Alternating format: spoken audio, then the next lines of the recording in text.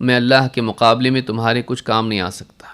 بیٹی، پھوپھی، چچا، قبیلہ، خاندان، سب سے آپ نے خطاب کر کے کہا تم خود اپنے آپ کو بچاؤ، میں تمہارے کام نہیں آ سکتا۔ اگر تمہارے پاس تمہارا ایمان نہیں ہے تو میری سفارش تمہارے کام نہیں آئے گی۔ سفارش تبھی کام آ سکتی ہے جب انسان کے پاس اس کی توحید ہو، اس کا ایمان ہو، اس کا دین ہو۔ دین کے بغیر نجات نہیں۔ سفارشیں بیکار ہیں اگر انسان کے پاس اس کا اپنا دین و ایمان نہ ہو۔ یہ بخاری اور مسلم کی حدیث ہے۔ تو پہلی مرتبہ جب خاندان کو آپ نے خبردار کیا تو پہلا پیغام یہی دیا کہ میں تمہارے کچھ کام نہیں آ سکتا، تم کو اپنے بچاؤ کی خود فکر کرنی پڑے گی۔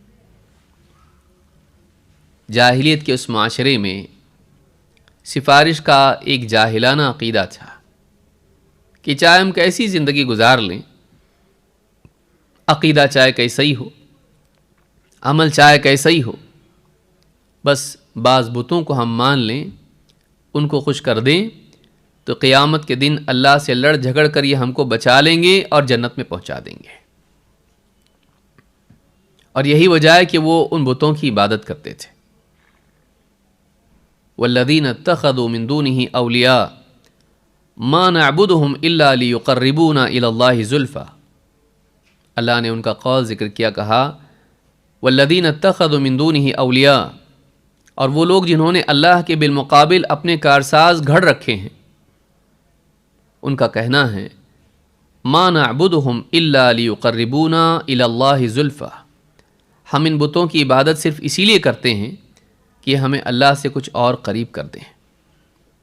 اللہ کے قرب کے لیے، اللہ سے اپنے مسائل کو حل کرانے کے لیے، چاہے وہ دنیا کے ہوں آخرت کے ہوں، وہ بتوں کو اپنا سفارشی تسلیم کرتے تھے اور انہی کو خوش کرنے میں لگے رہتے تھے۔ اللہ کو خوش کرنا ان کا کام ہے، ان کو خوش کرنا ہمارا کام ہے، یہ سمجھتے ہوئے۔ یہ عقیدہ تھا کہ بس ہم کو بچانے والا بچا لے گا، چاہے ہم کیسی بھی زندگی گزار لیں۔ اللہ کے رسول صلی اللہ علیہ وسلم نے اپنوں کو ڈرایا، اپنوں کو بتایا کہ تم اپنے آپ کو بچانے کی فکر کرو، اپنی جانوں کو آزاد کرا لو جہنم سے، اپنے آپ کو خرید لو۔ کیسے؟ ایمان و عمل کے ذریعے سے۔ میں تمہارے کام نہیں آ سکتا۔ اگر تمہارے پاس ایمان ہی نہ ہو تو پھر سفارش بھی کام نہیں آئے گی۔